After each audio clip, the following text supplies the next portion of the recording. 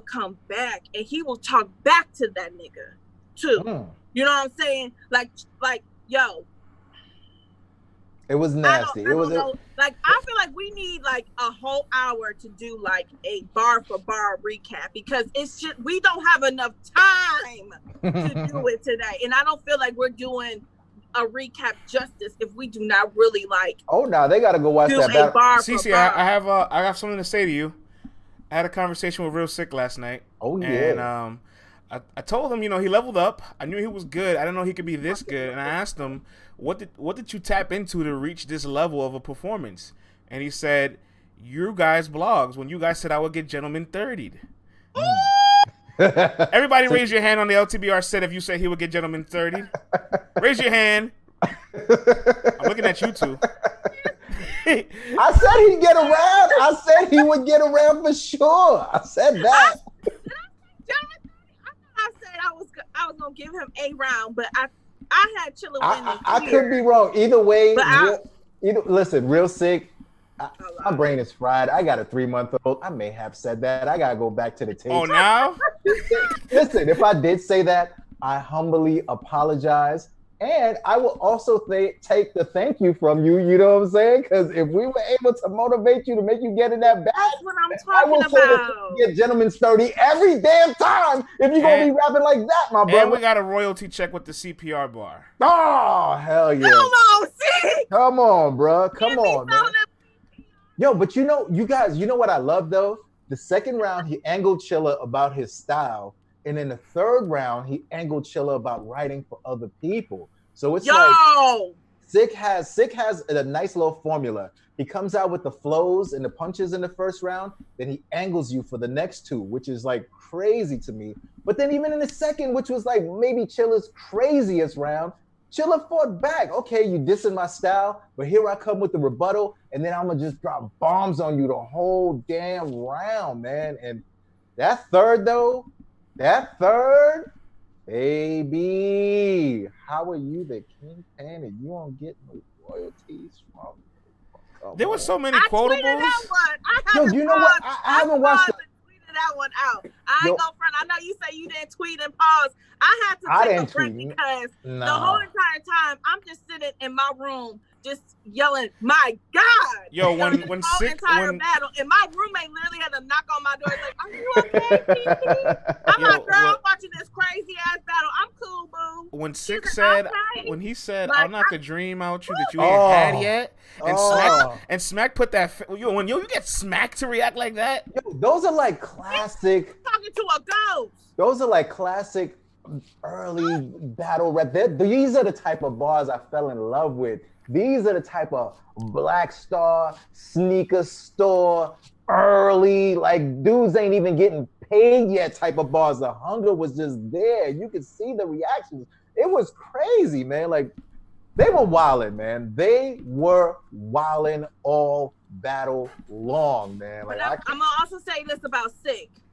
He looks so fucking comfortable. Right? Get comfortable. Yo, wait, Cece, can you talk about that? He leveled up. Can you talk about the leap that you seen from that performance? It was different, right? I think he understood the severity of the moment. You know what I'm saying? And I think, bruh, and I think that's the only way I could put it. He was in the moment and he understood what this would mean. If he came out with a win or even a debatable. And I'm not like, it's hard for me to say he lost. You know what I'm saying? Like, he did so well and his composure was like a vet. Like, he looked like he'd been doing this all his life. You know, and like when he talked, and I know he talked about it here, but he was talking about how like hip hop was his inspiration and like his inspirations were, you know, the Tupacs and Rakims. Like, I feel his passion. That's why I love Danny so much, because I feel his passion for this shit. And I get the same feeling with Real Sikh. Like, he's not in it because there's nothing else he could do in life, and so he gonna just be a battle rapper. You know what I'm saying? No, he loves this shit. Yeah. And like, he honestly has a bright future ahead of himself. I think 2020 is a great year for him. You know, he definitely in the running for me for Rookie of the Year right now with that performance. And Like, honestly, he might actually be one of the best in Jersey. The hell, If he got to keep going. I'm not saying right now, but I'm saying if he keep doing this for X amount of years, my God, I can't. You made the perfect segue to my next topic. I want to ask now: did Real Sikh have the best performance of a rookie, and is he now the leading face of the rookie class? Let's ask the audience. Let's go to the chat. Hey, what up, Flight? Now, I ain't gonna relax, Anthony, because Jersey been fumbling the ball too motherfucking much. Fumbling that I'm not sure. Yes, says Hardcore Flavor. If Real Sikh can stand in front of Chilla in a COVID room, he can take anyone.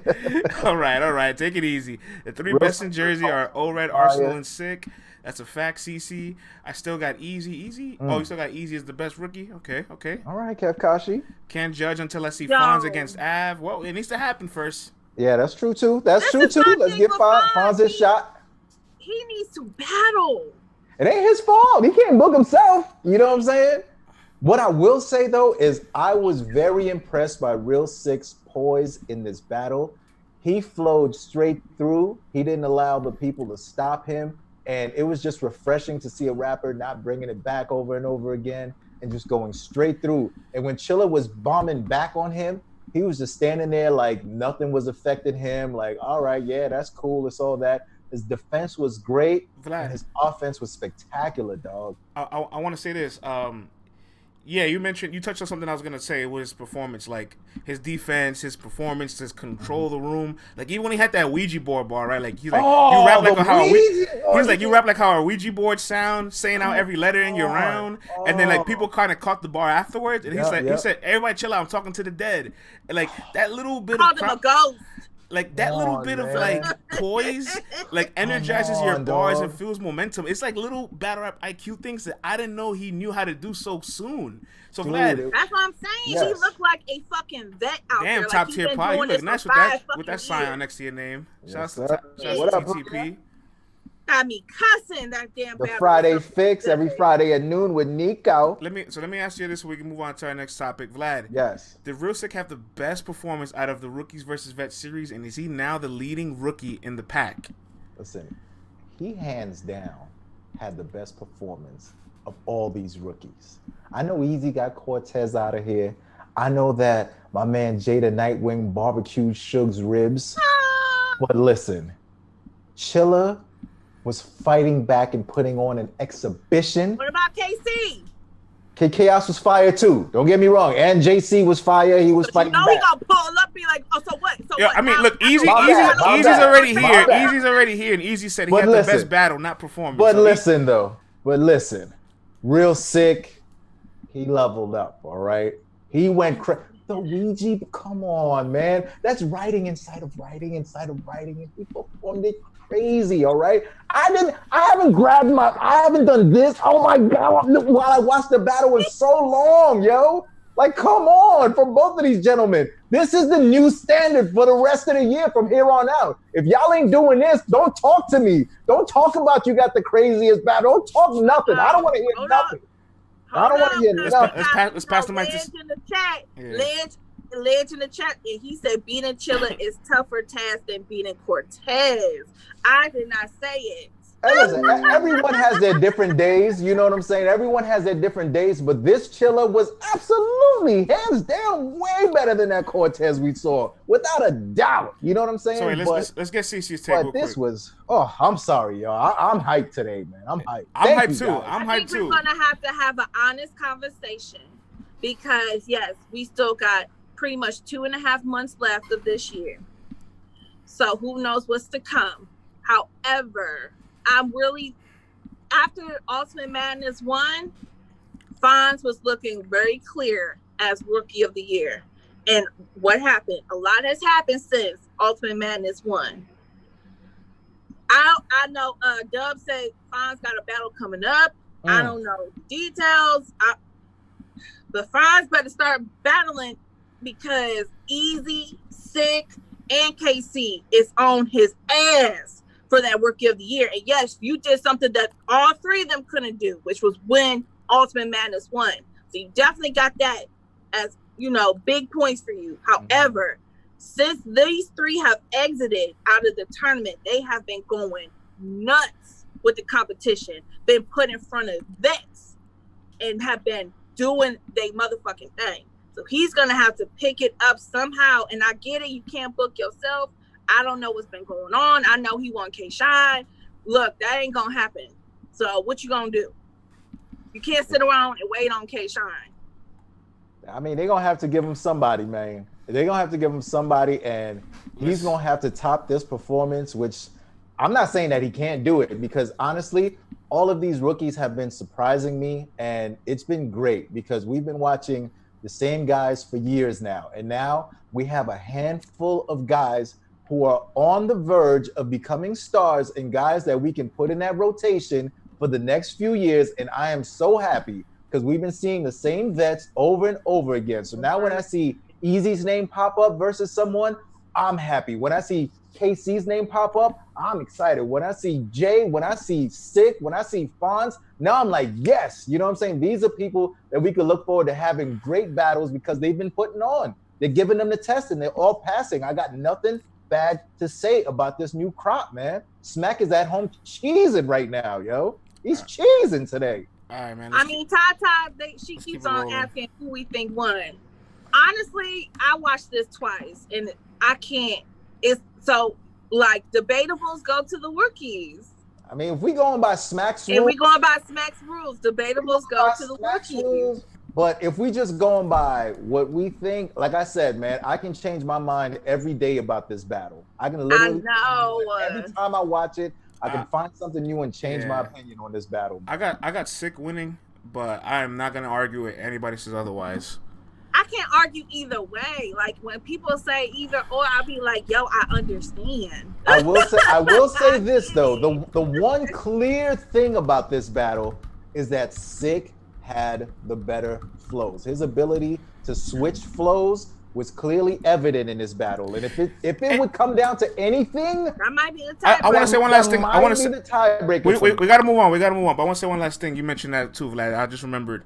Sikh almost looked like he didn't like Chilla Jones in this battle. Did you see the end when they gave each other dap? Yes. It wasn't even like real like love, like we just had a good battle. It was real like, all right, like I didn't expect you to come at me like that. So like they just kept it pushing. I can't imagine what it looks like when Sikh has somebody he doesn't like.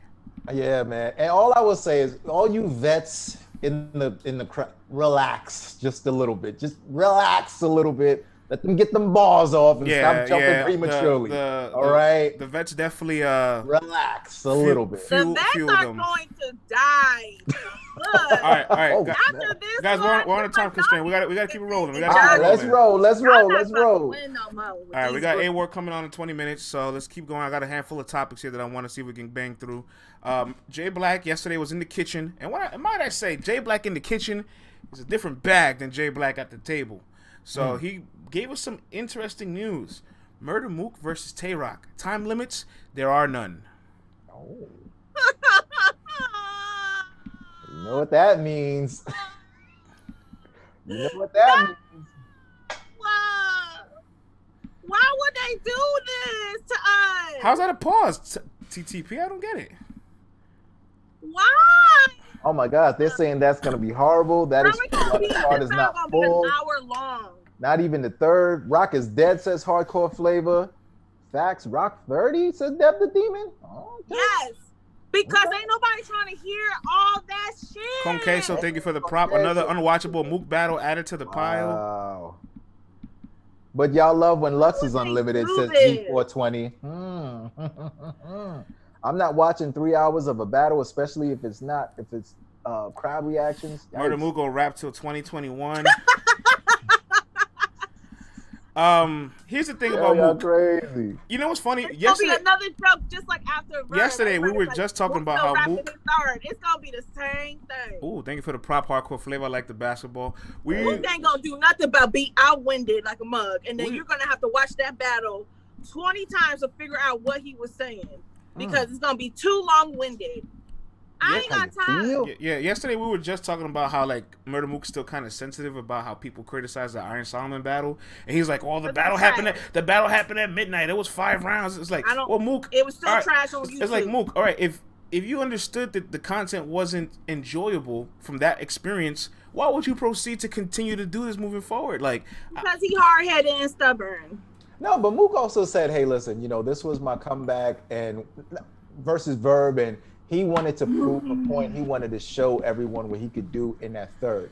I don't think he's going to take the same approach and do 15-minute, 20-minute rounds for all 3 rounds. Mook's a smart guy. I think he will definitely adjust.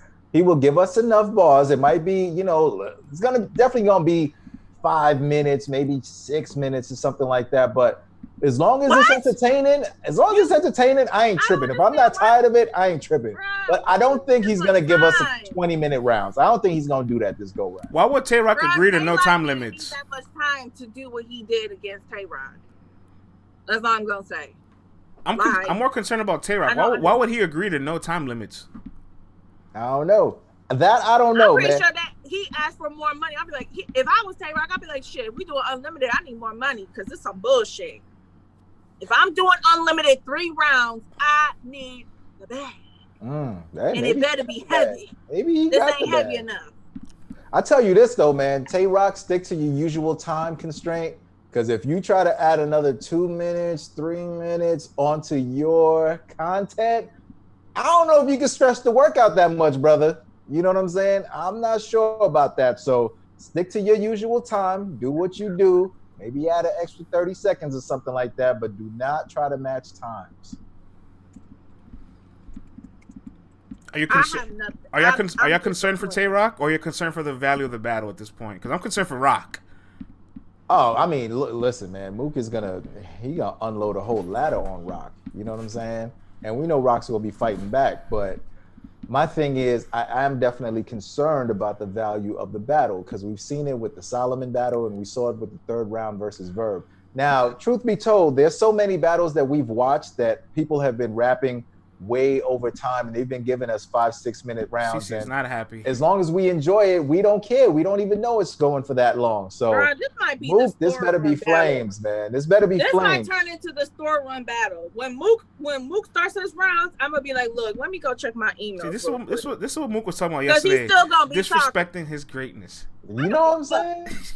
You know what I'm saying? Come on now, I don't give a damn how anybody feels about anything. This shit is trash. There should be time limits because we have seen in the past, every time you don't put a time limit on Mook in this new day of age of battle rap, it doesn't turn out good. It don't look good in the building. It don't look good on tape. I don't understand why y'all don't understand in the building, that nobody wants to see Mook rap for 30 minutes. When we were all in the building for Mook versus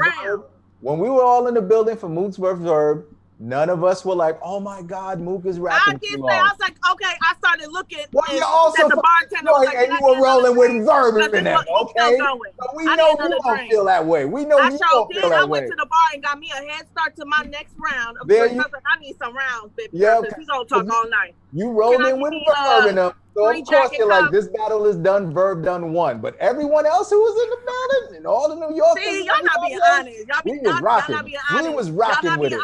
I am being honest. We were rocking with that third. First Verb don't hit.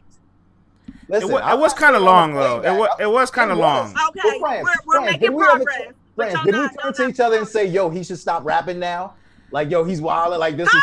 No, we didn't do that. People was in the building saying time. Not in our section. Real quick. You know what's the difference though, Vlad? That was his return off for 4 years, and the two things. The environment was electric, and Mook elected to not battle last. Could you guys imagine we saw 7 battles prior to that and then seen Mook? We wouldn't have felt the same way. It would have been like the Solomon joint. But that's what I'm saying. So for this battle, there's no way he's gonna be doing 15, 20 minutes. There's no way he's let Verb do 3 rounds that are 10 to 15 minutes long. You guys will lose your shit. Let Danny do Listen, there is no rapper.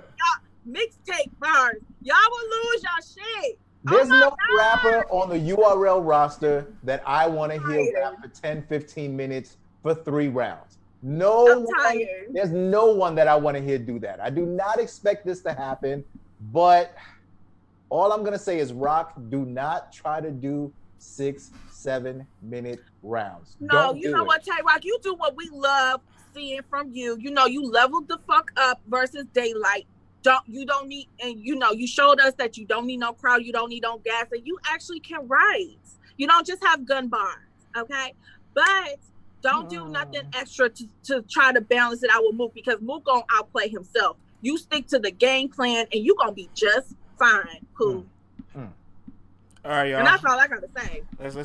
Let's clean the atmosphere. It's actually not clean the atmosphere. I got a clip here. A little spray. Yeah, it's Toxic Tuesdays. My little Trader Joe's Super Lemon Spritz spray, you know what I'm saying? I said what I said, and I said it. Y'all know it's Toxic Tuesdays. So y'all remember last week? Do you guys remember last week when Miss Hustle had a tweet about Debo telling her to SMD and, oh boy, get very vulgar? She double backed and she decided to not keep that same energy when she saw Debo face to face. Let's watch this clip together as a family. Let's pull it up. There we go. Nice. It fits right nicely in the screen. Let's listen to this. I'm not doing that. How about? Come on. I apologize for making you feel away. And I apologize for disrespecting you. I hate you, son. Yeah. There you go. I apologize for disrespecting you. I want to say something. I've never seen. Yeah, I guess that is growth, but it's because she realized she crossed the line. Never in my life have I seen a league owner be disrespected so much publicly on Twitter, and then she goes and double backs it. But I'm not surprised. This is usual stuff where she doesn't keep the same energy. So. France, oh my God! I cannot wait for her to come on this show. France, fix your mic. It's fixed. I can hear myself. When I listen through the caffeine one, it sounds distant. But yeah, I mean, listen, this is not the first time that these two have done this. This has happened numerous occasions already. You know, it happened during the twerk battle. It's happened time and time before. I will agree with Debo, yo. With family, we might cuss each other out behind closed doors, but when we step outside, you put on that smile, all right? And I'm glad that they both can say this on camera. And I hope going forward, if there are any discrepancies between these two, that they keep it behind the scenes. But Vlad, it's never kept behind the scenes. Debo keeps it behind the scenes. Hustle feels the need to bring this thing to the public light, and it's unprofessional. And like Hardcore Flavor said, it's not the first time.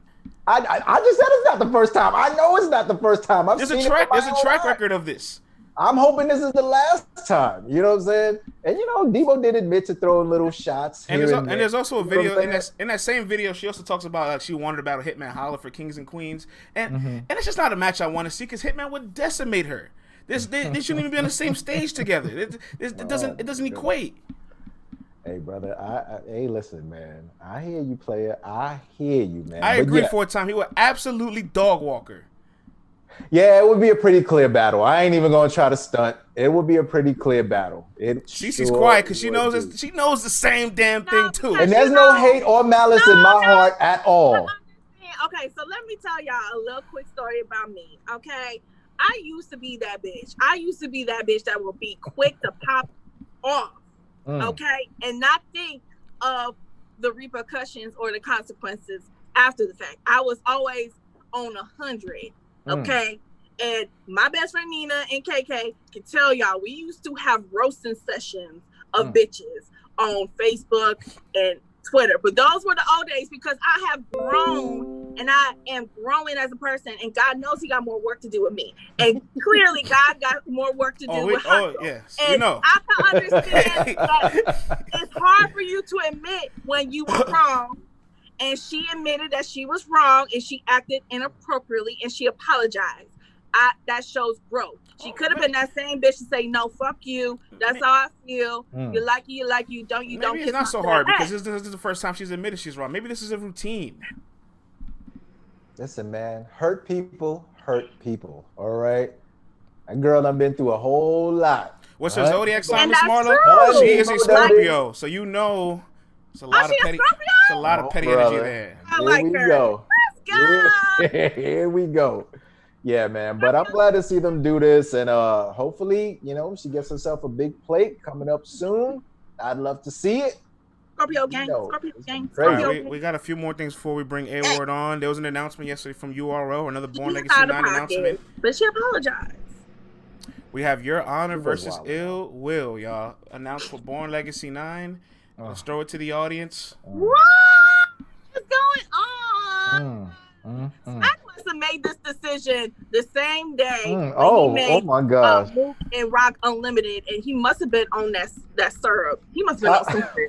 That wasn't Henny. That's not Henny. Don't make you make that bad of decisions. Whoa. That had got to be some syrup or some bullshit. Top tier podcast says R.I.P. Your Honor. Release the Doves. Will 30 says Kid J Scott. Honor 2-1. Who trying to bet? Oh. Please bet your house, Joe. Bet your house, Mr. Perkins. Bet your Social Security. Oh. Yeah. Oh, excuse me, sir. Who served lawyer? Smack hates Your Honor. Hilarious. Your Honor got a battle before Fonz. Oh my gosh. I'm betting on yes. The disrespect. Listen, man. Mr. Perkins, you are wildin'. You are on Percocets, all right, brother? You are wildin'. Yo, I can't believe. So this is what he gets after beating one of the dangerous battle rappers called John the Don. This is what he get. I don't know, man. I think he's just throwing Ill Will some free money because this is going to be easy work. This is going to be a 30 ball, man. This is going to be a 4-point play, 30-1. It's going to be ugly, all right? Honor's going to come with one round, and Ill Will is going to pulverize this dude for 3 whole rounds. It's going to be nasty work, man. Easy says they were already booked, and we did have rumblings that prior to they were trying to make a rookies versus vets. They were on the call for one of the off weekends, so they had like a little face off, but I'm just not excited, man, because the way Your Honor treats his brand, his inconsistencies, his inability to be as versatile as Will or Charlie Clips, those are the 2 names he's wanted to battle, and just It Will's elite. He's just at a high level right now. This just isn't a match that I can envision where Your Honor comes out victorious. France, Smack went from making DVDs to making snuff films. We're going to watch someone's death on camera, live on caffeine. This is going to be very, very, very ugly. What if Ill Will takes his foot off the gas? Because he has done that in the past. I'll be upset. I'll be disappointed, man. I'll be disappointed in Ill Will if he does that, because you get a plate like that, you get a free meal ticket. Like, you got to make example out of guys like that. People who are not taking the game serious, people who are coming with one round consistently, people who are not showing that they are taking full advantage of these opportunities that are placed in front of them. They need to get disciplined in public. And Ill Will, your job is to discipline this guy, all right? You need to chastise him in public. You need to teach him a lesson that this is a grown man sport and you out here playing games. When Easy the Block Captain comes out there, he's out there with the conviction. He's out there showing you that he belongs there. You see what Real Sick just did? You see what KC is doing? You can't be misrepresenting these rookies. And Ill Will sees what's happening. These guys are trying to get one up on all of these vets. He's going to make sure that your body is going to equal to 3 of those bodies. That's what's going to happen. Ill Will, so is this rookies versus my brother. This is Born Legacy. Your Honor is a rookie. You know what I'm saying? But yeah, you can throw it in there. You can throw it in there. All right. I ain't got nothing to say. I see. Your face says 1,000 words. Let's get to our last topic before we bring A.ward in. Yeah. Mav Hoffa has some words for a handful of individuals. And whenever we bring up a Mav Hoffa topic, I have to give a disclaimer to CC to take it easy. But this time, I'm going to let her just go all the way out. Mav says, I have a bigger skill. Canceled. Mav says, I have a bigger skill set than Loaded Lux on Hip Hop is Real. And Math also says, quote, and verbatim, Tay-Roc's performance versus Daylight was overrated on Restore Order podcast. And I'm just wait, he said what? He said Tay-Roc's performance against Daylight was overrated. Let's let the people chop it up. What do you guys think of these 2 quotes? Math is delusional. Math is a hater.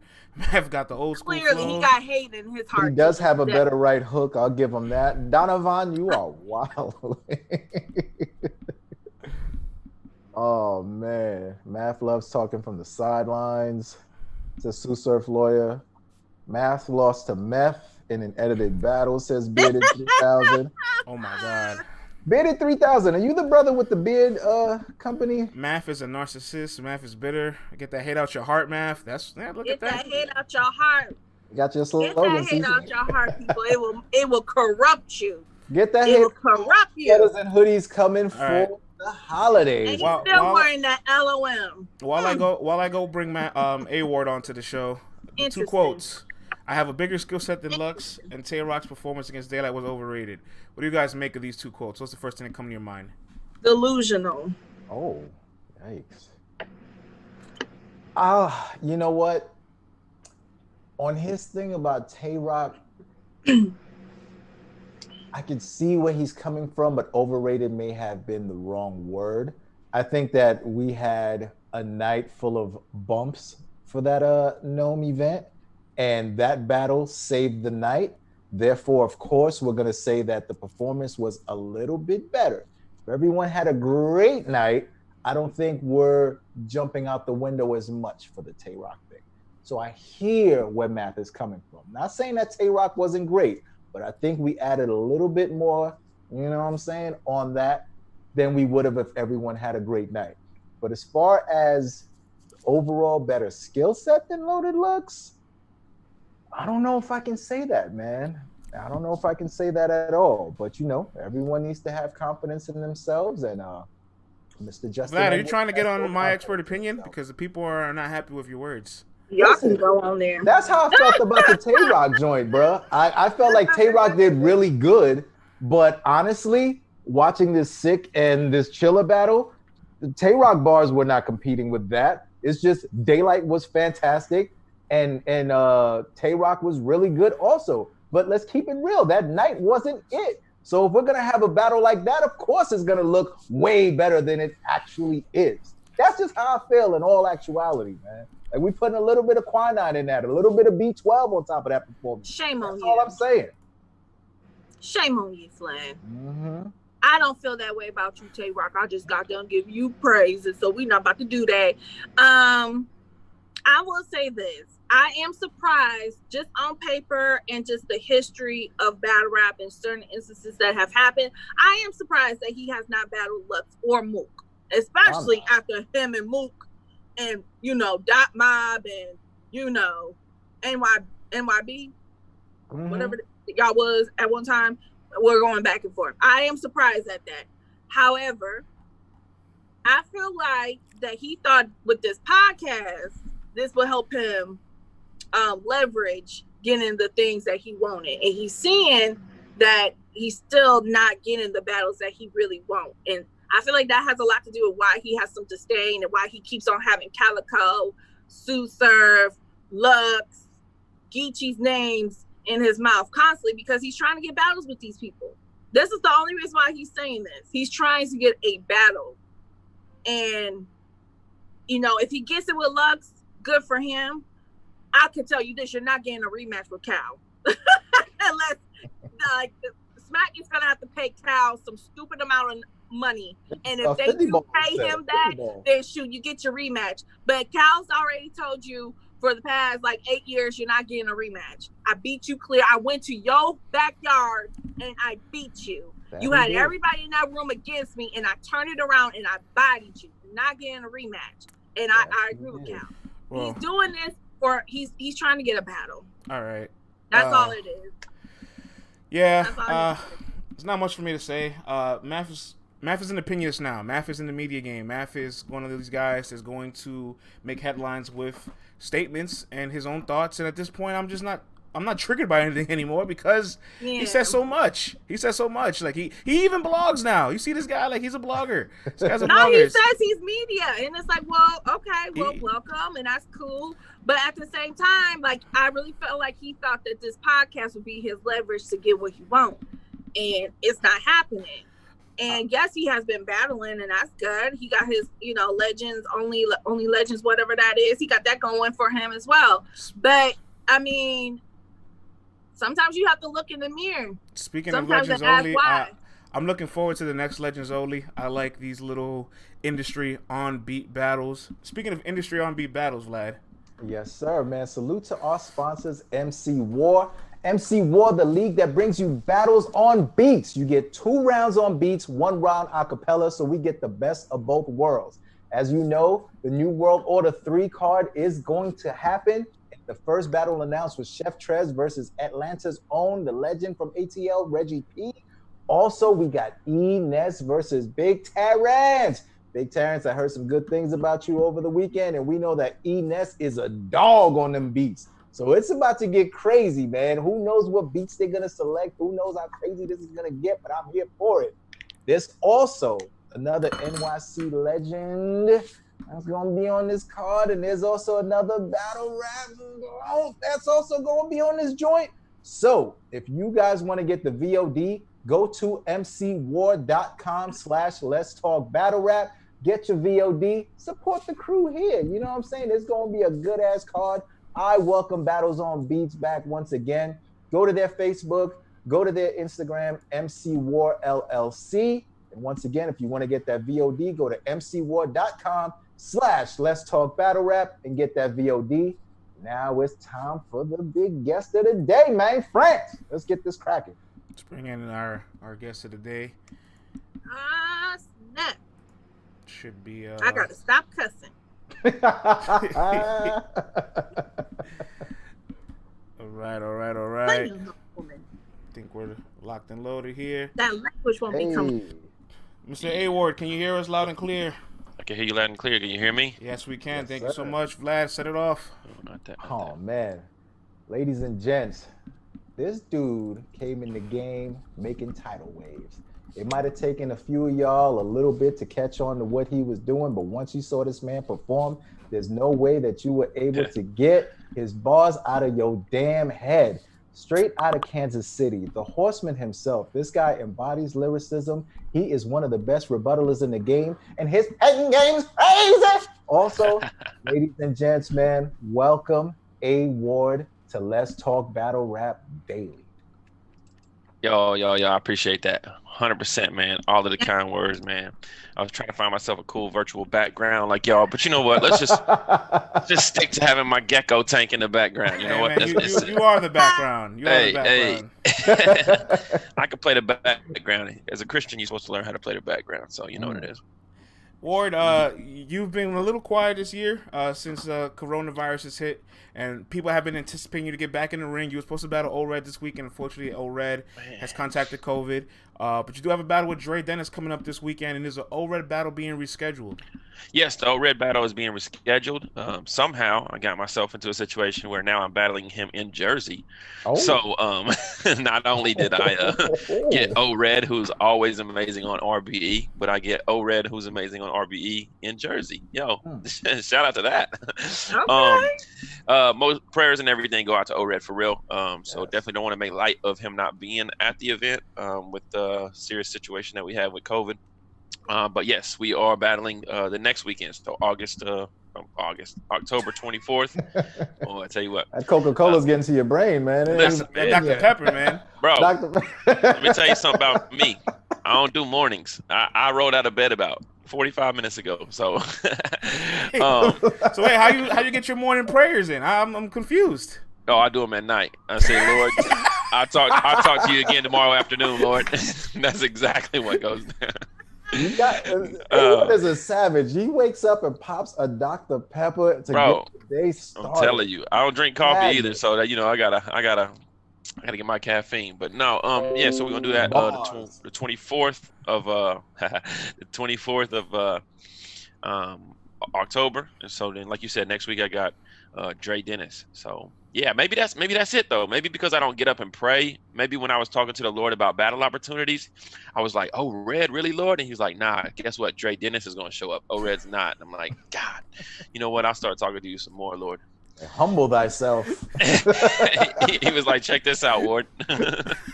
You make plans and I laugh at you. Yeah, in some of the parables, he gave some of the talents, to 10 of them to some people, 5 of them to some people, and then 1, so maybe I'm in a season. The Lord said, "You want the best in Jersey? Hold my beer." The Lord said, "You want the one person who's not gonna choke? Here you go." Oh. Right. Oh my goodness, man. All right, Vlad, you can take on over. Oh man, A.ward, man, this whole COVID thing and everything, like, how has this thing been affecting your life, man? I know as a dude who, you know, you're out there, you work, you're in the field and all that, you know, newly married and everything. Like, how has this adjustment been, brother? It's been difficult, man. It really has been. You know, one, my wife is a nurse, so you know, there's just the added pressure of just her being such an essential worker and basically a hero. You know what I mean? And just out there, kind of on the front line, every night. You know, taking care of people and just try to be there for her, be there for, you know, have empathy, sympathy, and just be aware of everything. You know, everybody you run into with this situation has a different opinion on it. You know what I mean? And like, you'll walk into a gas station and somebody will just start rattling off how they think it's this, that, and the third, you know. But when your wife or somebody you're very, very close to is kind of like right there, and you know, you're worried for them, or you see what they do, it kind of hit you a certain way when you feel like people were all just like, it's all fake, screw these masks and stuff like that. You know, I'm just kind of like, I get it. You might have your opinion, but you know, it's tough. But outside of that, as an artist, man, yeah, everything, you know, with it shutting down after that 2-on-2 with B-Dot and Geechee, you know, we got back from that event, and now mind you, I had the Chef Trez drop, I had Mac Myron, I had Danny Myers, and I had B-Dot and Geechee, you know, that all kind of like came out at least on YouTube in this year, and then boom, you know, no more events and all that good stuff. And what I did was I won King of the Dot Battler of the Year. I took the prize money. I bought a laptop. I bought a brand new camera. I bought all kinds of equipment to record and stuff like that, because I realized how trash of an artist I was, because all my revenue was coming from going out and performing. You know, like I didn't have any kind of streams or any kind of anything that I was just getting checks for where I could just sit at home. You know, so just kind of had to reroute, make some changes, adapt to it, you know, and try to position myself to where, if this is continuing to be the norm, where, you know, you can't have big ticket events and people are always trying to cut your bags because of certain things, you know, that I'm able to still make the money that I was making. So it's been difficult to navigate through. At the same time, I'm sitting here talking about it's been difficult, and there's 200,000 people who have had it way more difficult than me. You know what I mean? It's all about perspective, isn't it? Yeah, 100% about perspective. So I've been blessed to stay healthy. I have friends that have not. I have friends that, you know, have gotten over it and are doing well and stuff like that. And so it's just about really just kind of waking up every day and saying, like, you know, how can I make the best of this, and how can I be an encouragement to people that maybe are not having as good of a go around with it than me. So. Right. And you know, you guys, Loso, you guys go around and, you know, you preach to everyone, and you do your worships and everything. People have not been able to get together. And, you know, it's not only is church for so many folks just a place of comfort when they get there, but, you know, it's a place where some folks don't have friends. Some folks don't have family, and that becomes their family. And now they're torn apart for that. How have you seen that affect, you know, your church in particular, your community, and how have you guys worked around that to try to keep that feel going? Yeah, I think one of the biggest things is, outside of just the virus itself, is that, you know, isolation and, you know, not being able to get out and be a part of community and things like that can be very, very depressing. You know, and they also say that the winter months are some of the most depressing months of the year, because it gets darker earlier. There's not a lot of stuff to do outside. So as we're rolling into the pandemic plus the winter months, you know, my heart and prayers just go out to those people who might have to deal with, you know, needing to be part of fellowship, needing to be a part of community and different things like that, because it might be more times where you find yourself inside on your couch, in your bed, isolated. And, you know, they say the idle mind is the devil's playhouse, you know, and so it's a lot of opportunity there. So, most of all, what I try to do is just keep myself in, you know, our group chats and our Zoom calls, my podcasts, you know, try to spend time out in the yard, try to you know, we got a dog for the first time. I've never had a dog before, so we got a dog. So getting out, walking her around. She's like a cross between, I think, what's it called, a mountain cur and a Tennessee brindle. But she's real pretty. A.ward, Yeah. you know, we all from, you know, I'm from Brooklyn. He's from the Bronx. He's from Detroit. We ain't never heard of them dogs. You know what I'm saying? So we don't have to go Google these dogs. My bad. I don't know what you're talking about right now. Yeah. What? Let me hit this Google search real quick. There you go. Hit the Google search. You know, Brindle is like the coloring of the dog, and so then she's kind of, I mean, she resembles somewhat of a hound dog. So if you're familiar with, something like that, but Here we go. Like some British aristocracy type dogs. hilarious. Well, Hilarious. So now go find them out. yeah, that's Find another. him. Yo, that's so funny. I'm gonna show up with the Emerson Kennedy head thing on. I believe I shot the duck 300 yards away. Bring me the duck. But yeah, man. So yeah, just that's obviously got me out and about. That's companionship in itself, and animals and stuff like that. Finding just different creative ways, And you know that. Hey, listen. Also, too, I gotta say, man, when this thing hit, brother, for the first few weeks and stuff, I'm eating, going ham. But then that time hits when you go, whoa, what's going on here, man? Like, I ain't finna be wearing jogging suits 24/7. Did that happen to you at all? Where you were like, oh yeah, these doctors don't worry though. Like I said, my wife is a nurse, man. She reminds me every day. She be on her way to work. Look at, yeah, you look like you might want to just eat such and such tonight. But it's got to be hard because it does. I think your father-in-law, does he have like a bunch of yes, he owns that stuff? I saw the freezer. It's 40 acres, 30 cattle, all that good stuff. You know what I mean? So now you from Kansas City, so I know y'all. Say, what we gonna get barbecue it. Yeah. Does A.ward please have barbecue skills. For vegans, please close your ears right now. Yeah. Don't This cancel ain't for y'all. us. Shut up. But yeah, we want to know about the barbecue. Yeah, I'm getting there. This ain't for I'm y'all getting right there, now. man. I'm getting there. That's one thing from the pandemic side of it. We bought our house 3 years ago. We got a gas grill, and then I wanted a charcoal one. Got a charcoal grill. So I've been, obviously with my father-in-law having, access to all of the steaks and beef and everything that I need. I'm able to get out there and practice a lot more without it costing a crazy amount of money. So I've been working on my grill master skills. Been working on putting together my own rubs and my own, sauces and things like that, and just so that we can entertain when we have people over. Fire, man. Fire. France? Oh, man. Ward, you still in the limbo, right? Everybody kind of sees you in the limbo. They're like, oh, he's not right now on the Grand Prix. He's battling on RBE. People always want to tug you into the URL thing. And I've seen a couple questions in the chat I actually want to ask. Do you regret not being in the Grand Prix after we've seen all first rounds of all 4 divisions? Regret? No. I think now that this O-Red battle is being, rescheduled so closely to when it didn't go down, that I'm completely fine with that. I mentioned a few times just in social media, on calls with King of the Dot and everything, tournaments are not what I feel is, I feel like the tournaments are just let's give some people something to do while we figure this all out, Mm-hmm. And I don't want to be too behind the scenes, but this goes across the board for leagues. The pay structure is different. It's not conducive to what you're used to. You end up battling guys you never would have battled for lower money in a judge battle. And so to me, like the biggest opportunities for these tournaments are for people like M City, for people like So Severe, for people like Saint, for people like Nun, Holmesy.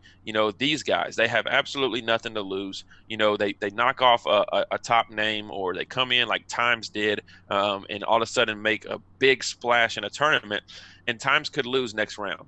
And we would still remember the Times, no pun intended, beat Real Deal, you know what I mean? And he gained from it. Now, what did Real Deal gain? Absolutely nothing. What did Saga gain? What did Loso gain? Loso might have gained a little bit with his performance against Ryda, because he was able to do like the one-off after the Nun battle.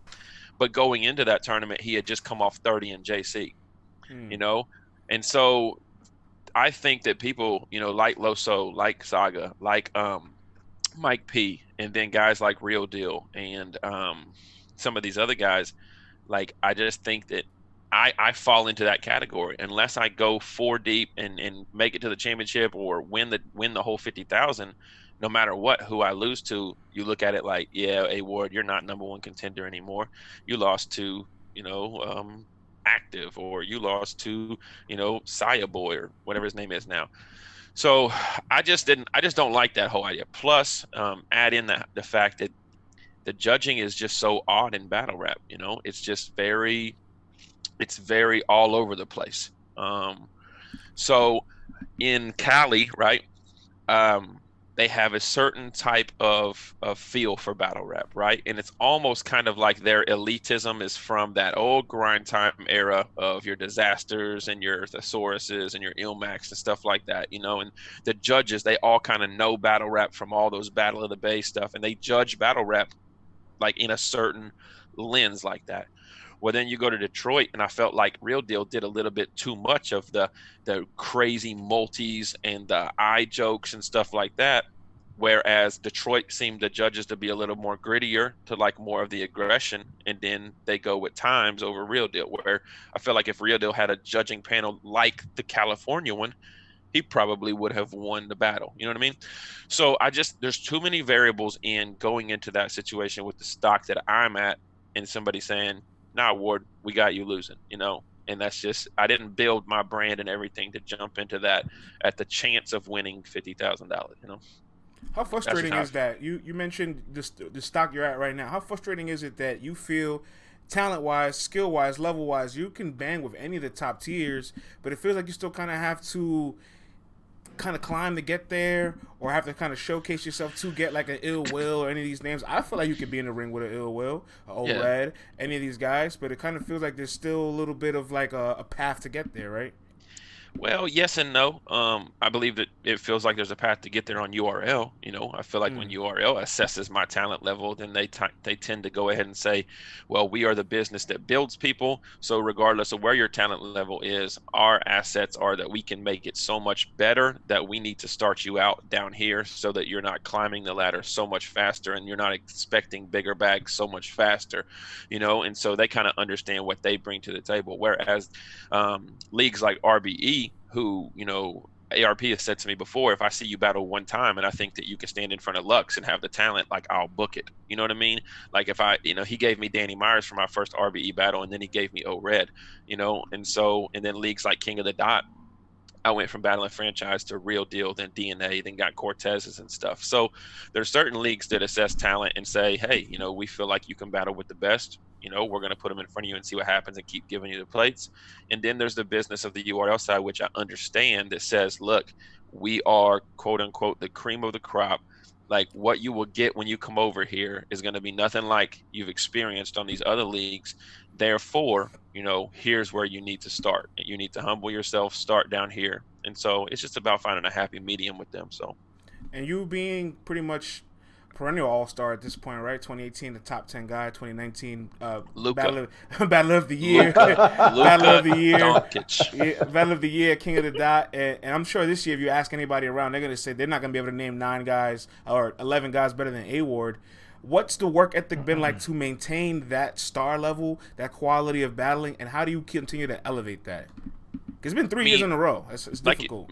Yeah, but like you said, I'm still working for things. You know what I mean? I see some of these guys that I was putting a freshman 15 with, or whatever it was, back when Rap Grid did the freshman 15, right?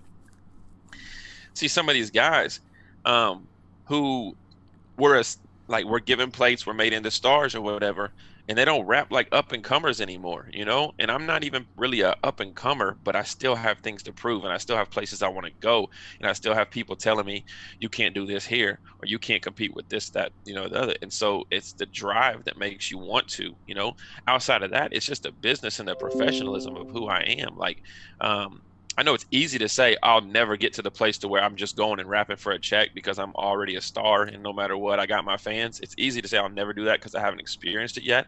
But I just can't imagine hitting stages for, certain, like, thousands and thousands of dollars of people's hard work and money, and then not giving them what they paid for. It just sounds like a terrible feeling to me. So that's like when you see me go out on these small leagues in, wherever, Wyoming, somebody, just handed me a couple $1,000 that, they probably work 40 hours a week to try to just maybe want to meet me and have an opportunity for one of their battlers or whatever. And I'm not just about to go out there and just give them, a C effort, it just doesn't hit well with my spirit. So and I love the work ethic.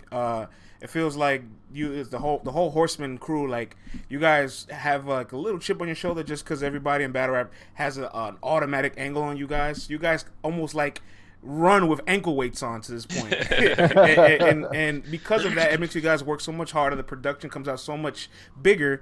And I will say this, when you guys do feel losses, not that you guys have taken you haven't taken a clear loss over the past year, but when you guys feel losses or people have good rounds against you, the thunder of that is just so much more impactful than anybody else. Like, Ilmac has 2 good rounds against you, and everybody's like, A.ward is dying. It's like, no, this is Ilmac. He's a legend. Right. Well, yeah, too, and it's just it's actually a breath of fresh air for my opponent too, because I think a lot of times what you see is you see like Briez against Loso, or maybe Chess against Saga, or Ilmac against me, and what you're getting is substance content and bars that you're quoting that he would have never said against anybody else. You know what I mean? Like he's not gonna go at another maybe URL rapper who has the same substance as him and say the Bible's no a classic, but it's no Illmatic. You know what I mean? Like they need us to brainstorm and to come up with ways to attack that angle, and it comes up with fresh and good material. So when Ilmac's going at me, his angles aren't just grind time era backgrounds or, oh, hey, all you do is this, that, and the third, this is what I do. He's able to tap into a bag of words, of metaphors, of just substance that he's not used to writing, and it brings up like it's like a brand new painting that he would have never painted, all different colors, you know what I mean? And so it's refreshing to the fans of them too, because they get to hear like some material that is very, very specific. So it's really a win-win when you book the Horseman, because you get the best version of us. And then almost all the time, we rarely get people that are like choking and having terrible, you know what I mean? Like, I don't know if it's just like, hey, we don't want to lose to the Christian guy or what it is, but like you get the best version of us and you get the best version of our opponent. So I always tell leagues like, Christian and white, I can't lose to this guy. Right. Yeah.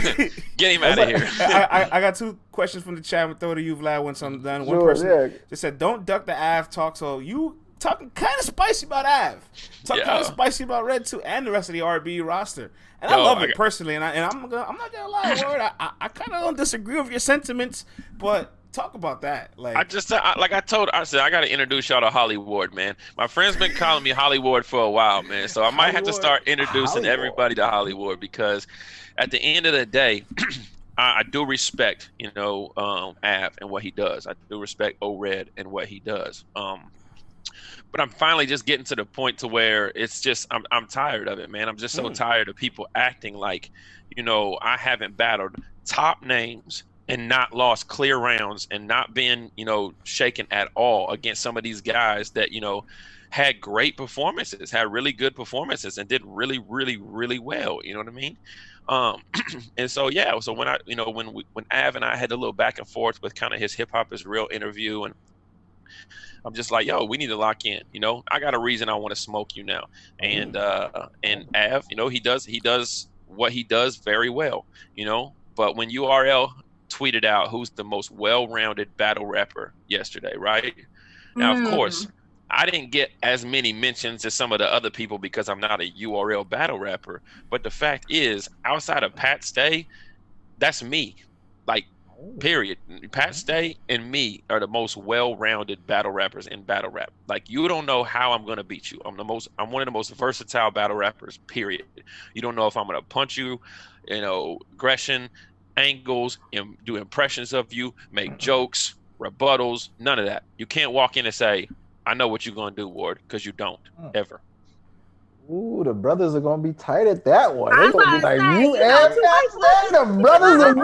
All right, we got our quote of the day. The job is done. The job is done. The brothers so are what gonna do you be feel like tight is holding you back though? Because I feel like you've had the conversations with other media, with other peers of yours. This has been the ongoing thing when it comes to you. What do you feel like you need to do that you haven't done already to change the narrative, or what do you feel like is going to help you? So that's the thing right there, right? So you say, what do you feel like is holding me back? As if it means I feel like I'm being held back, right? So the narrative is, because A.ward is not a URL battle rapper or on this, whatever this is, he's being held back. Whereas I'm King of the Dot Battler of the Year. 2 years ago, I'm top 10, champion of the year. A year ago, I'm top of the source, and all the other things. I'm literally consistently one of the top 15 battlers of the year for probably the last 3 or 4 years. And I've only been battling 5 years. So the hold you back type mindset is what holds you back, is what, when I'm looking out and I'm seeing guys say, yeah, Ward can't do that here because for some reason, like I said, over on this side, the stages, they're a little more wobbly. So when you move around, apparently you're going to fall through because the stages are different over there. Or when you walk over there, there's only, one hydrogen and one oxygen in the air. Like some weird whatever, you know what I mean? Or their water only has, it's not H2O, but they give this idea that over here on URL is different, and it's not. It's the same stage. It's the same people, you know what I mean? It's the same fans. What's different is when you get on stages like Summer Madness in front of Busta Rhymes and Diddy, and when you get on, these huge Gnome stages, those are different. But they're not different because they're URL. They're different because of the pressure, you know what I mean, of how many people are packed in there, and you know what I mean? And they put on the biggest events, So that's why they're different. But these Born Legacies and these volumes and these, I literally was at volume, I don't remember what it was, and I walked up to the middle of the stage and was like, yo, Jack Boy, come out here, and started freestyling, battling Jack Boy, and literally hit him with a haymaker 4 bars in, and everybody was like, oh, you know what I mean? I'm like, all right, I've done my job. There's my PG. You know what I mean? So to go back to your question, holding back, I feel like I'm getting plates that I want to get. I feel like when I reach out to certain people to give me plates, I feel like my relationship with URL is good right now. I couldn't have said that a year ago. A year ago, I think we were just like this on, on finally coming to terms. We're very close. We're very close. We've made a lot of progress over the last year. I don't know if it's because of them assessing my talent differently, or if they just need some fresh battlers for fresh battles, because they're continuing to cycle through the same guys, and just maybe they're kind of looking for a new look or whatever. But we're very close, and I do know that once I go over there and battle, that my brand and my opportunities will definitely reach a higher level, because of they are the number one followed and watched and respected league in battle rap. So I'm not naive to that, but I don't feel like I'm being held back. I feel like I'm working hard, and as long as people can look at those battles and say, yo, look, this is what Ward's done this year. Check this out. He did 150,000 on the Connects. He did, almost 100,000 with Mac Myron on Guardians of the Culture. He did the 2-on-2 with Geechee and B-Dot that did 300,000. He did, I've done Bill Collector on Crack Liberty, 150,000. I did Geechee Gotti, 150,000. You know what I mean? I'm doing almost 100,000 of views on leagues that don't have, any followings because of great performances. You know what I mean? And so, and then, when I do King of the Dot, obviously, it's always good too. So I don't feel like I'm being held back. I just feel like that some people probably need to put a little bit more stock in what I'm actually doing and recognize it a little bit more. So. That's what's up. And we also got a fan question real quick. They said, would you ever sign an exclusive contract with URL? Yeah, I can't say never. I don't ever want to say never, because I'll be honest with you. There was one point in time where King of the Dot could have asked me, yo, Ward, will you sign 2 years with us? And I would have said yes, so I'm not going to say I would never. And I would have said yes probably after they gave me Cortez or something, because I would have looked back and said, yo, y'all believe in me. Y'all gave me franchise. Y'all gave me Real Deal, DNA, Peanut on the card with Diz and Oxy, and now Cortez. You have invested and poured into me. I can repay you by giving you my loyalty for a certain amount of time.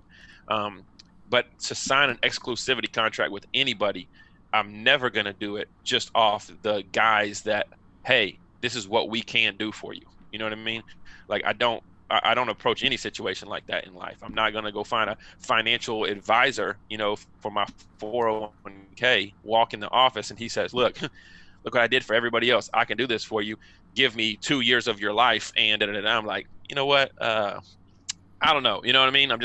I'm kind of we work together and I'll give you my loyalty kind of person, And so the exclusivity contracts are different. Like I said, I can't say I would never do it, but they would have to literally show me, and we would have to have it in writing that here's what we're giving you, and then this and this and this.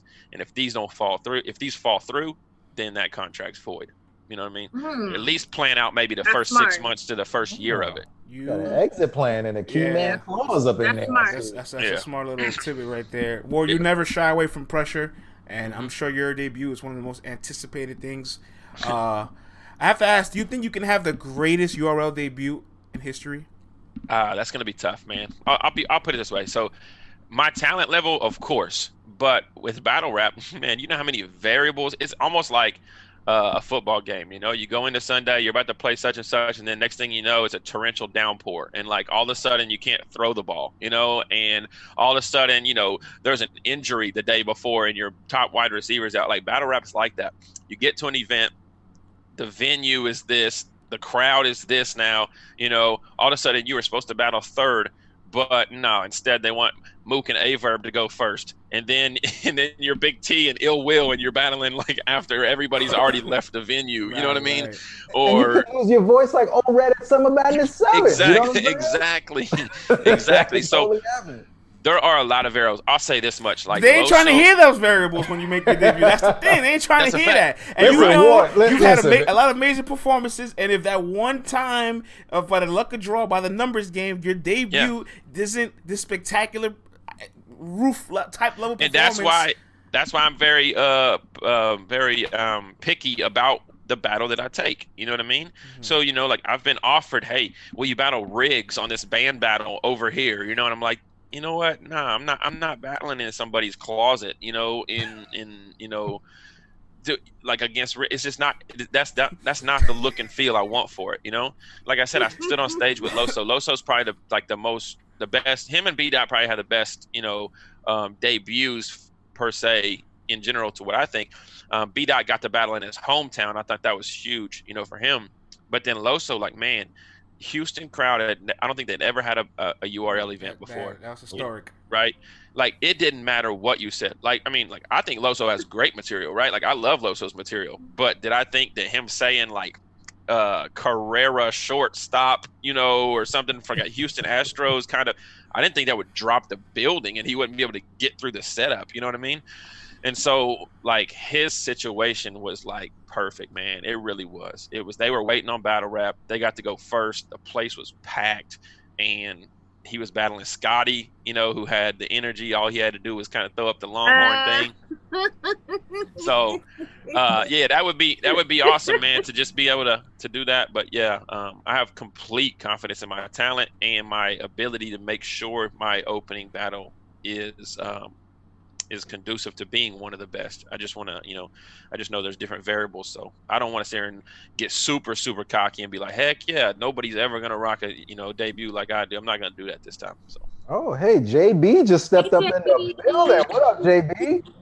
My guy, JB. Kansas City, look at this, man. He heard Kansas City was in the building and he showed up, man. Yep. Kansas City in here. JB is my guy, man. 100%. If I ever debut on URL, just know the reason is because JB facilitated it. Oh, hey, well there you go. That is my guy. That is brothers looking out for brothers, you know what I'm saying? Now, A.ward, we see the more refined version of A.ward, you know what I'm saying? Like people see you, you're into the Lord, you're into the Christ, you've made changes in your life. But here, man, people want to know the person behind the bars. Yeah. And a lot of times we like to go back to like high school, junior high school as a kid. Like, what kind of kid was A.ward? Were you on 5 sports teams way out there, throwing spark plugs in the car windows. We know your college background. We need to know the high school background too. Yeah, we need to know, man, because you don't make a 180 like that without having some tests. Listen, man. Okay, here I'll try to, because I'm obviously long-winded. I know y'all be listening to my questions, my answers, and be like, Lord, get it on. So anyway, this is good. This is good. I'll give you somewhat of my testimony. Stuff that most people know is that I'm a middle of 5. My father wasn't around much when I was growing up initially, and we grew up in public housing, and my older brother was a rapper, and so he was my idol. Like I idolized my older brother. His name's Cannon. If you're on Facebook, you might see him on Facebook. His name's Sean Cannon. He is the complete opposite of me. So if you add him on Facebook, grills and all that. Listen, when I tell you, my brother, I love him to death. My best friend. He is, yes, a complete 180. You know what I mean? And I idolized my brother growing up. I was a sports. I played all 5 sports. So I played soccer, basketball, football, and baseball in high school, and then I played college basketball. So I was a sports nut too. Hockey? He can't talk about the 5th sport. I played football. Yeah, I played before. Family friendly, yeah. I didn't do no hockey. Slanging that G thing. Yo, why you ain't tell me Vlad was wild like this, man? It's not the same dude that gave me the hat at the Guardians of the Culture battle. He's changed. He's changed. Yeah. Put a little money in his pocket and look what he does for the ratings. Yeah. You see what they do for views? Yeah. Vlad been watching BT Uncut. Hey, man, I grew up on that, bro. And you grew up on that too. Come on, you the only white family in the project. I know you was watching it, brother. Don't man, we ain't had no cable, bro. I wish we had cable. Y'all was stealing cable. I know how it goes. Nah, bro, you can't. That's too funny. But yeah, that's kind of the background of it. But I was kind of a identity crisis kind of kid, you know what I mean? Just to keep it like real, like whoever I hung out with, I kind of just decided I wanted to, act like them or be like them, and so there were times where, like I said, I'd be with my brother and I want to be a rapper, and I think, in the core of it really was that like I didn't really know who I was. I didn't know my strengths and my personality, so I was kind of like a more of just like a follower, but I was always good at sports, like I said. So once I got to high school, starting point guard and went on to play college basketball and different things. And I was able to kind of grow up and grow out of trying to please other people and just really just kind of find out who I was. And I'm a mixture of everything. And that's why you hear, this country Southern accent of a kid that raps, that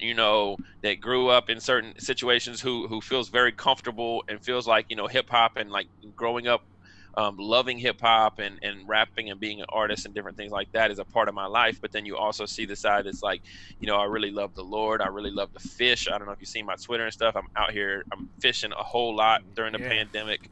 Like I will go out and, work the cows. I'll go, just do all kinds of random stuff you would just not, think or whatever. And it's just kind of like all this melting pot of who I was, I want to see the cows. Yeah. Anytime y'all ever crossing around the Midwest, so there, but then, I just to bring it kind of full circle, my dad and I got saved on the same night when I was 15 or 16. And my dad, who was not really around for the first, 13 to 14 years, his life totally changed too. He put all the drugs, the alcohol, and everything down, and he became like the best father you could ever want. From basically those key years for me, from like 15 to 19, he literally made up everything in those 4 years, which is when I'm starting to be a man, when I'm starting to like make decisions and know what's right and what's wrong and like make real life decisions. And now my dad's my best friend, and like we're like this, and so I just think that I'm always talking about God's timing and everything, and his timing in my life. Was I supposed to not have my dad around for the first? I don't know, but I'll tell you this much, like, when he came around and what he did and what I was able to see and how he was able to parent me was like, made me who I am today, and then the same goes as my artistry. I started rapping in 2007. I didn't even get paid for anything until 2015, 2016. I was doing free shows. I was talking at churches where they, And there's plenty of times as an artist, I could be like, all right, this is for the birds. And then when I turned 30 and I battle for the first time, now here I am traveling the world getting paid thousands of dollars, you know? I gotta ask, you and your dad got saved on the same day at 15 years old. So from 0 to 14, he's inconsistent, not around. You could be getting into this, getting into that. What made you trust him and say, you know what, he showed up, he's asking me to do this, I'm gonna do this with him? Because you could have easily said, F out of here, like you ain't been around. Like what made you trust him and say, I'm gonna do that? And this is the weird thing is like, I think there's two different types of people, you know, the ones who take it really, really to heart, and it probably wasn't the greatest for my mom, but like my dad was still my hero, even though he wasn't around, you know, like he could come back and pop back into my life. And because he worked for like the University of Tennessee and he took me to football games and I was a sports kid or whatever, like just because he was inconsistent don't mean he didn't like freaking set the sun and the moon in my eyes. And so that's how my life always was, even though, you know, he popped back in. And I know it probably frustrated my mom to death. She's probably like, here I am busting my tail, raising all 5 of y'all kids. And every time your dad pops in, you just, you know, and I get it now as an adult, I get it.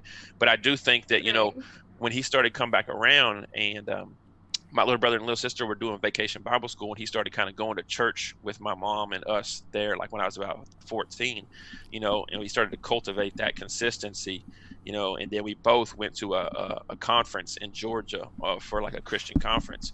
And yeah, we both got saved at that Christian conference, you know, so that's kind of how it all came full circle. But yeah, like I didn't never have that, dang, you did this, you did that, you know, but I also did live that, you know, so when sometimes you'll hear in some of my bars and stuff like that is like, I didn't grow up with, you know, like the silver spoon. I didn't, you know, my parents weren't, you know, this, you know, real good marriage, you know, type stuff. Like I didn't have that, you know, so I do understand some of those things, you know, and I don't wish them upon anybody. It doesn't make it cool or anything, but I do come from that cloth. And did Mama Love make it easy for your dad to come back by not like saying your dad ain't this, your dad ain't that? Because with so many people, it's like, okay, a father could be trying, and some of these dads are super young and still trying to find their way, you know? And then you have a mom who's just like, your daddy ain't this, your daddy ain't that. You're going to be just like him, you know, practically cursing the child, you know, to follow in her footsteps.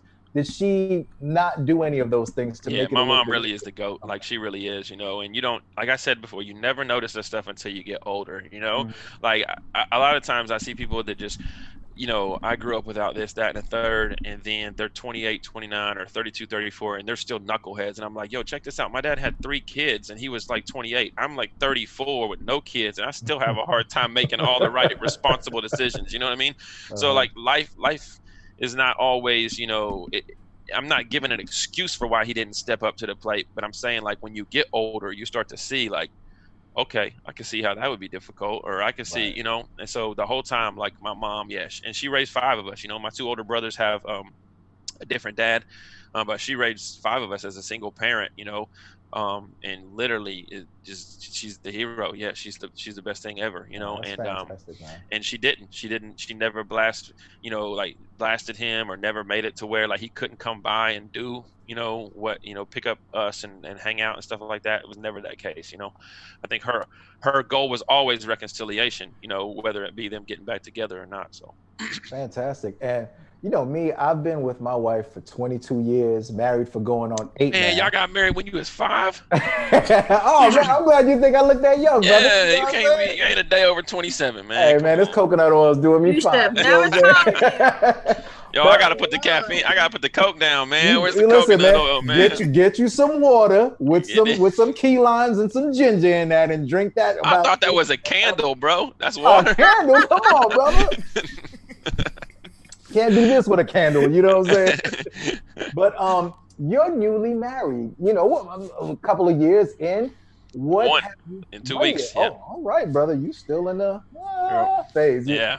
What have you found to be the keys to success to getting married? I love this. You know what I'm saying? Being in the relationship. And can you share some of those with people who are on the verge of becoming married? Yes, please help us. We don't want to be toxic anymore. All right, so check this out. Here's a few things. Here's a few things, man.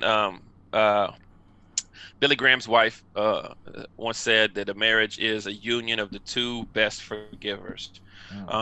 And so when you enter into marriage, man, marriage is hard work, bro. I mean, I've met some people who made it look like it was just like soulmates and like God just dropped one of them off on the front porch of the other person, and they've never, or I've met a few people in my life like that, and I still think that they're just lying and it's all show. But marriage is, I mean, marriage is hard work. Keys to success. You put together a good united front outside, brother. Yeah, exactly. Marriage is hard work, so just make sure you're ready to work. You're ready to work. You're ready to continue to try to cherish and find new ways. I mean, over 20 years, I'm sure that there's been times where you had to try to find new ways to love your wife. You read like the love language books and different things like that, and there's different seasons we go through where she might just be wanting your quality time now, or there might be a season where she wants you to just be present, or whatever it may be.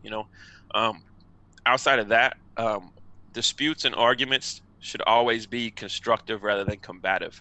So like anytime you come to an area where you've had a miscommunication or you're not seeing eye to eye, like what I always tell my wife and what we try to is we're on the same team. You know what I mean? Like, I'm not playing against you. You know what I mean? So our motives should always be like, the reconciliation motives should always be, hey, let's find a way to fix this so that next time we can see it ahead of time and we can make sure that we're not at odds with each other. Because what can happen is I can say, well, you did this and you did that. Well, yeah, but do you remember when you did this? And then we're being combative and we're just piling all this stuff that has absolutely nothing to do with the argument on it. And then we feel like crap, I'm getting a silent treatment. She's mad. You know what I mean? So I always say, like, make sure your arguments and your disputes are constructive rather than combative, And then two, or three, I would just say,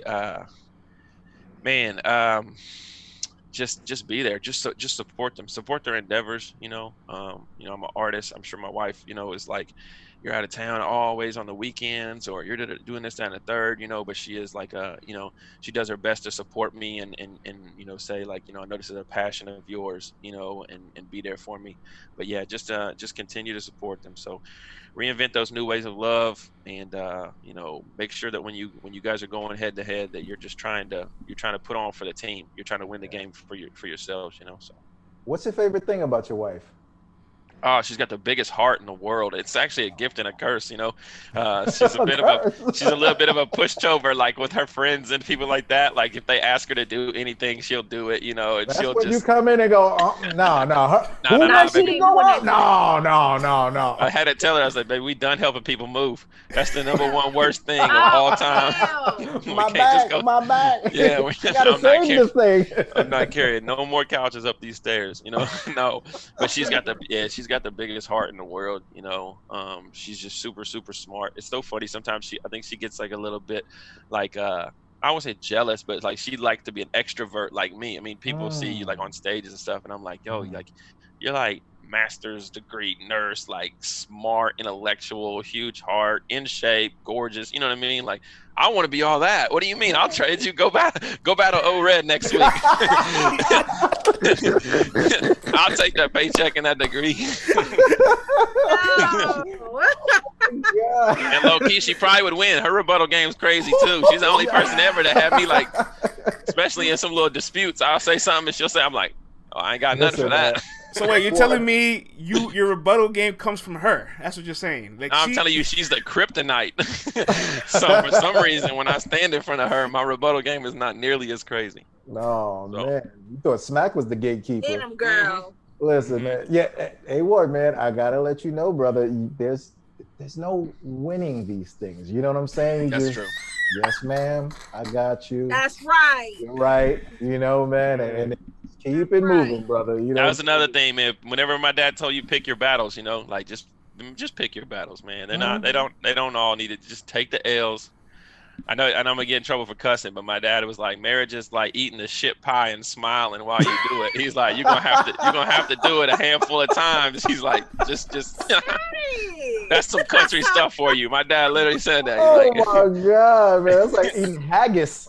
Yeah, and smiling the whole time. Oh, you want some haggis? Yes. While I'm in your country, I'll eat it. It's disgusting. I love this haggis. Yeah. Oh, so man.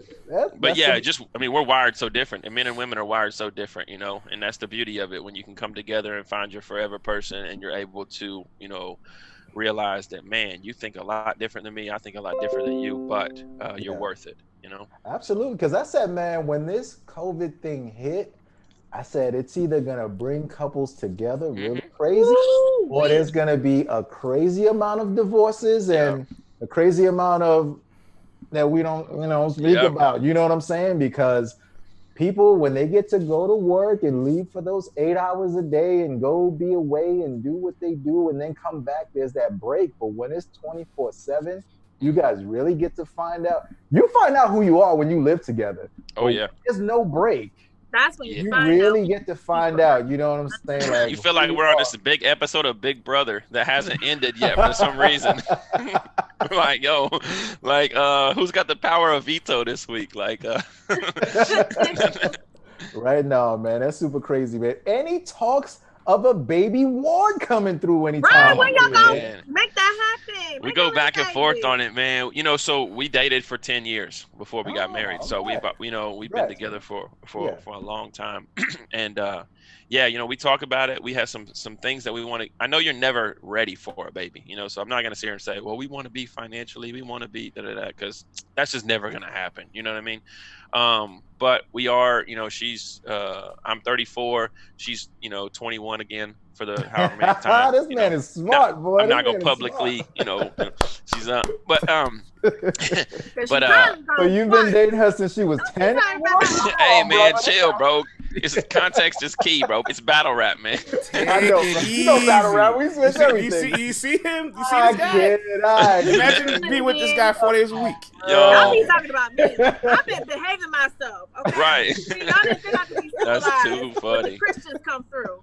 That's funny. So yeah, we've had discussions about it. If it happens, it happens. We're both totally open to it. We got some work we're trying to do on the house to try to finish it up, and I'm the one taking forever getting it done. So that's on me. But yeah. Just spray and pray, brother. You know what I'm saying? Spray it. Wait, is that the work on the house or is that the making the baby? Right. What's understood ain't got to be said, A.ward, all right? It's a double entendre. What's understood? I thought you was talking about painting the house because I'm a terrible painter. I thought you was talking about. I'm like, then we ain't talking about the house then, all right? You don't know if you're ready? Just spray and pray. Everything, all right? Yeah. Listen, man, you're gonna have to repent. Look, bro, I have a. Like your wife watches this show, you know this, right? Like your wife watches. Listen, of course she's watching the show. I sprayed the I'm sorry. Listen, yo, in the Vlad lying. Vlad did not pray. Of course I did, man. Listen, let me tell you. Once we found out she was pregnant, it's literally you're praying every day because you know what? I'm about to be 40 in November, and you don't know what can happen. Like, we just saw Kirko Bangs lose his little infant son, and it's literally like, you have to pray every single day. Like, 100%. Every night, like, when that little boy cries and I hear him in the crib, like, there's a smile that's on my face because he's waking up. You know what I'm saying? Like, we don't know what can happen. You know what I mean? So I'm joking. Like, when I make these jokes, no, that's dope, though. You're laugh, right. But there's, truth behind everything. You know 100%. what I'm saying? You guys have to pray every single day because none of us have to wake up. You know what I'm saying? Yeah. And so, if that does happen, it's a blessing. You know what I mean? That's a good word. That's all you had to say, Vlad. You just came out though with it, this spray and pray. Like, you guys had some context. He started his round off with jokes, and then he got us pulled in with the jokes. Then he brought it full circle. I'm a professional, man. I know what I'm doing, baby. Please, take it easy. Yeah, listen, we pay this guy the big bucks for a reason. Glad wife, like, when that baby wakes up in the middle of the night, you know who goes and gets it? Hey, Vlad over there praying, she gets up and goes and gets it.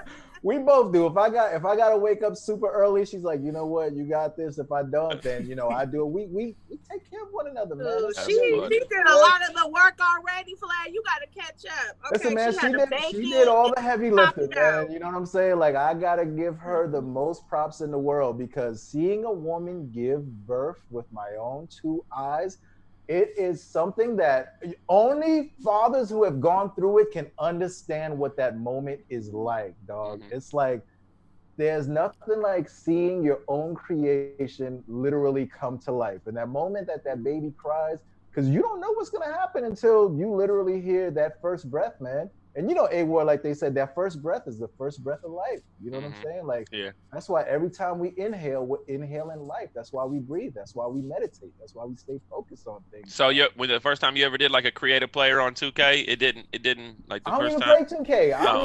I know what a creative player is, but okay. I feel like that's my creation too. Yeah, well, listen, man, you ain't got to change that 2K player's diaper. You know what I'm saying? That's true. And if you do, that's kind of crazy. Yeah, that's some football game you got going on there. Yo. You know what I mean? Yeah, man, but definitely though. But you know, I hope you guys the best. Thank you. I said you guys nothing but positive energy. You know Appreciate what I'm saying? that, bro. But definitely, we crack jokes, but you gotta pray every single day until that baby is there, and every day afterwards, guys. All right, well, life is precious, bro. Life is precious, man. You know? All right, I'm gonna let her know. I low-key hope that she's like standing outside this door, just listening to the whole conversation, because it's gonna be crazy brownie points. Because she's gonna be like, "That's you say all those nice things to people when I'm not around." So I'm trying to talk a little louder to maybe wake her up, so that she can just. Then that's when A.ward pulls out the chopper. You know what I'm saying? All right, that's it. That's enough for one day. I got that Contra spread gun. Hello. Yeah, take it back to Contra for flags. Take it back to Contra. Listen, A.ward, let them know we're married, man. We earn the right to talk like this. You know what I'm saying? You're right. The marriage bed is undefiled. That's what the Bible says. So you know what I mean. So hello. You know what I mean? Oh man! All right, man. Maybe I'm taking up enough time, man. Friends. Yeah, man. Ward, thank you so much for your time, bro. As always, it's a pleasure. We chop it up all the time on the regular. I'm looking forward to your battle with O.Red. Looking forward to your future upcomings, any more events that you have. Even your things outside of battle rap. I know you do some weddings. You and Loso do some stuff together. Hopefully, you guys can battle go back at weddings. Yeah. Groom to the left. Introduce yourself. You know how it is. Yeah. He's that's like a the Sharon bar. He's like the last one for weddings. I can't take credit for that. That's a Sharon bar. But no, yeah. You know, I've been. I just officiated my first wedding, so you know that was really really cool. Outside of that, man, you know, we speak and do a lot of different things at churches. I do a lot of things with Young Life, like programs for high schools, and just go around and just kind of be a part of a lot of different poetry scenes, open mics and stuff like that. So that's one of the things that I think that makes me sharp too. A lot of these guys that are battle rappers, the only time they perform is when they battle, you know. And I'm always trying to I perform on church stages and schools and open mics and stuff, and like you can never just be on stage entertaining too much. It's great practice so that when you get to the battle, you feel comfortable. You know what I mean? But yeah, man, I definitely appreciate it, bro. A.ward.com. If y'all are watching, man, go to the website, put your email address in, follow me on all the social media. Dre Dennis this weekend, so that'll be interesting. Shout out to Gates of the Garden. Shout out to Dre Dennis. Shout out to my guy Marv One. Just made it to the second round of the tournament. Go grab a hat. Man, I appreciate y'all for real, man. Thanks for having me on. No, man, we appreciate you, and we appreciate you being so open and honest, and being able to take a joke also. Most definitely, man. Thank you. Look, man. I give all these dudes all the angles in the world, and they still gonna talk about the Lord. You know what I'm saying? It ain't nothing. Oh man, A.ward, man, it's been a great time having you on the show, and good luck with everything. We will be watching, as you know, we are some of your biggest supporters out there. So good luck with everything. I think my Uber driver just pulled up. Hamid is something. He's out. I think he's out there. So I got to get out of here. So So I'll start later, man. I don't want to have to get charged. I don't want to get charged, bro. Ouch. Y'all be easy, man. Well, everyone, tune in tomorrow at 10:30 a.m. Let's talk Battle Rap Daily. You never know what we're going to talk about. This is always more than just battle rap. So we will see you guys tomorrow, man. Subscribe to the YouTube. Subscribe on all your podcast platforms. And hey, man, if you're so inclined and you've been entertained, that Cash App is there. Support the show. Help us level up. $ LTBR podcast, y'all. We'll see y'all tomorrow. Get some cameras. That's right. Peace. Bye, y'all. Good work, y'all. Good work. Spray and pray, Vlad. You the MVP today. You the MVP today. That's gonna be your